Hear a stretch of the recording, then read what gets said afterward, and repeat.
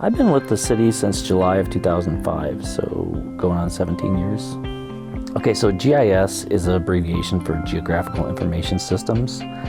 And so if you've ever used Google Maps or used Google to locate position or navigate to an address, you're actually using GIS and you might not have even known it at the time. So what my responsibility here at Johnston is getting that information primarily for the utilities and any city-owned assets into the GIS mapping system, because everything as you know it has a location. So including our trucks and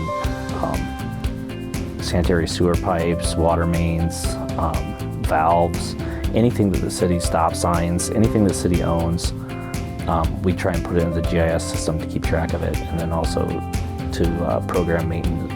I think the biggest thing is, since I'm in charge of getting the infrastructure into the GIS mapping system, is probably the growth the city's experienced. I think when I came here we had a population of about 10,000 people, and it's grown to now to close to 26,000 people, and we've put in a lot of water main, a lot of sanitary sewer and storm sewer pipes that I keep track of in the GIS system. So one of the more important things that I do is maintain the E911 database, which is the emergency services database within Johnston. So anytime there's a new address of like a business or a residence or whatever, that goes into the E911 database. And then that's essentially how our EMS and fire people find you in time of an emergency. And so there's been a lot of upgrades in the last 5 years to the E911 system. Well, recently I had the opportunity to ride the data bike for the Des Moines Area MPO, which is the Metropolitan Planning Organization. And I was able to ride probably 95% of the trails here in Johnston along with a couple other staff members. And we acquired roughness data about our trails. We acquired a GPS track so we could more accurately map them in addition to the aerial photos that we have access to.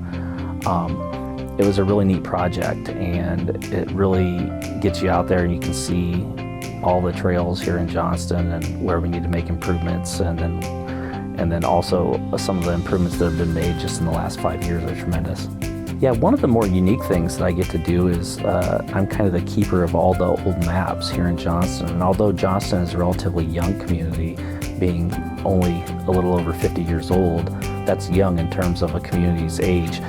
But as far as looking at old maps of the infrastructure and even just the old aerial photos from the 1930s and 40s and 50s, that I have access to, you can see a lot of interesting things with the old farmsteads that used to be here. And like one factoid that people might not know is that Johnston was full of orchards in the 1920s and 30s, and so there's a lot of areas here that used to have apple orchards, and it's kind of cool to see those in the old maps and then put them on the GIS system today to see where they would be today and what's been built around them and in place of them.